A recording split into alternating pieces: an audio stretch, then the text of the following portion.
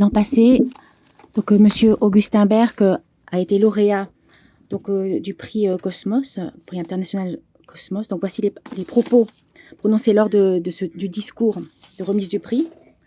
Le paradigme classique moderne occidental s'appuie ontologiquement sur donc le dualisme et logiquement sur le principe donc du tiers exclu, et c'est nécessairement accompagné de modernité et d'industrialisation. Le paradigme touche donc à une voie sans issue. Cette affirmation ne se limite pas à un point de vue biologique, sixième extinction de masse. Le paradigme donc est dans une impasse, aussi bien d'un point de vue éthique, par la rupture des liens sociaux, et d'un point de vue esthétique, par la destruction des milieux. Voilà ce que a donc dit monsieur le professeur Berg lors de ce discours, et qui a donc défini la mésologie. Alors la réalité du milieu concret n'est ni entièrement objective, ni entièrement subjective, mais doit être appréhendée comme étant trajective. La réalité n'est pas un sujet appréhendé comme prédicat. La réalité concrète n'est pas le sujet ni le prédicat, mais le S en tant que P pour I, c'est-à-dire l'interprète, donc SIP, donc la ternalité. Et cela est relié aussi bien aux sciences naturelles et aux sciences humaines. Ensuite, donc, voici donc les 4 ouvrages qui attirent l'attention du professeur Berg, donc de Uexküll, Le monde des animaux et le monde des humains, de Watsuji, le Fudo, le lien humain, Nishido Kitaro, la logique et la vie, Kinji Manishi, donc le monde des êtres humains. Il y a eu des critiques, mais je n'entrerai pas dans le détail. Mais ce que j'estime comme étant important, c'est le tétralemme. Donc si l'on emprunte donc les propos de Monsieur Berg pour surmonter le dualisme et le principe du milieu exclu, la mésologie est nécessaire. Alors, pour ce qui est de biassertion, il y a toutes sortes d'exemples au Japon. Par exemple, le mitate, une sorte d'approche métaphorique qui existe depuis les temps anciens. Donc, ce mitate est très difficile à traduire aussi bien en français qu'en anglais, mais j'en donnerai quelques exemples concrets ultérieurement. Il y a ensuite le aïda ou bien le to. Donc, il ne s'agit pas de et. C'est le to en tant que to dans la langue japonaise. C'est-à-dire que to, c'est ni l'un ni l'autre. Ou bien qu'on appartient à l'un et l'autre. Précédemment, le satoyama, j'en ai parlé. Ensuite, le pont. Puis le tori et le portique. Et enfin, le engawa. Et puis finalement, le kata. Depuis fort longtemps, donc il y a le Choju Giga, caricature d'animaux, apparu au XIIe siècle, vraiment le point de départ des mangas japonais. On voit des animaux donc adopter des gestures, des postures humaines. Il ne s'agit pas donc d'animaux. Donc finalement, dans le prolongement, il y a les kokeshi et les bonsai,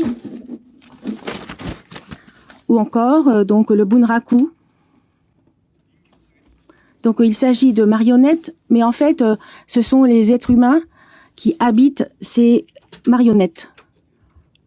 Donc on a pris l'habitude de voir ces marionnettes comme étant des gestes d'êtres humains. Plus récemment, les dessins animés, l'animation, les robots. Les Japonais donc reconnaissent l'âme de ces robots ou bien des personnages de dessins animés. Ensuite, le cosplay, par exemple. Il s'agit d'adopter donc des costumes donc de personnages de dessins de manga ou bien donc dans un costume on porte ces costumes et on entre dans ces personnages. Il y a un artiste,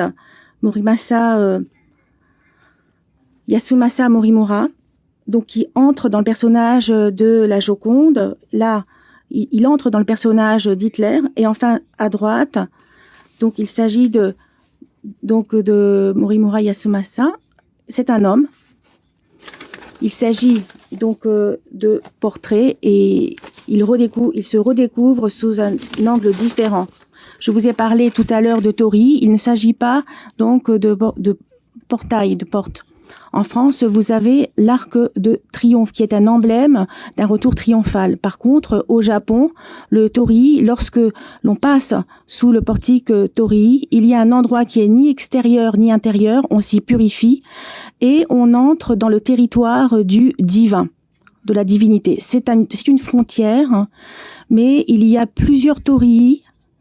L'être humain donc peut se tenir droit dans un endroit qui est donc l'Aïda. Voici quelques rivières. Ici, la rivière fleuve des trois chemins, Sanzunokawa. Lorsqu'on le traverse, nous sommes dans l'au-delà. Donc, l'au-delà, c'est de l'autre côté au Japon. Il y a un pont par-dessus cette rivière, et lorsque l'on traverse ce pont, nous sommes précisément dans l'Aïda et on peut le ressentir. Ceci a été cité aussi par le professeur Berg, qu'il s'agit de l'engawa. C'est un fonctionnement assez surprenant dans les habitations japonaises. Nous sommes ni dans l'intérieur ni dans l'extérieur, à l'extérieur de la maison. Nous n'appartenons ni à l'intérieur de la maison ni à l'extérieur, mais on peut converser sur cet espace spécifique que l'on appelle engawa. Ensuite, le kata. C'est un phénomène tout à fait surprenant. Plus on y pense, plus c'est ce que nous ressentons. Au fur et à mesure que l'être humain donc se développe, il adopte toutes sortes de katas, de formes, et à chaque fois, il doit changer sa manière de s'habiller, sa coiffure, et à chacune des saisons, il y a ses ancêtres ou des divinités qui descendent sur Terre. Et pour accueillir ces divinités, on organise des festivités. Bien sûr, il y a un aspect religieux dans ces katas, mais tout ceci ne font qu'un. Qu'il s'agisse donc, cela peut être aussi bien un kami shinto qu'une divinité bouddhique ou bien chrétienne aussi. Bon, on peut dire que c'est approximatif, mais en même temps, c'est de la liberté. Regardez. Ici, il s'agit d'un kata de karaté. Le karaté, ce n'est pas fait pour combattre. C'est un concentré du kata et on converse avec un interlocuteur. Donc, nous entrons entièrement dans ce kata. Nous ne sommes plus celui qu'on était donc quelques instants auparavant, et on peut alors être capable de converser avec un interlocuteur inidentifié. Nous sommes maintenant dans la cérémonie de thé, où il y a donc des codes tout à fait particuliers. On offre du thé et on accepte le thé qui était offert. Nous ne sommes plus celui que nous étions. Et à partir du moment où on entre dans le kata, il y a divers degrés de liberté. C'est ce que l'on retrouve également dans le zazen, qui s'est assez diversifié ces derniers temps.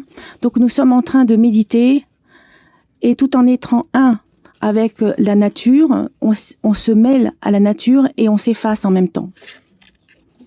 On peut découvrir toutes sortes de nous-mêmes. Nous ne sommes plus nous-mêmes non plus. C'est ce type d'expérience.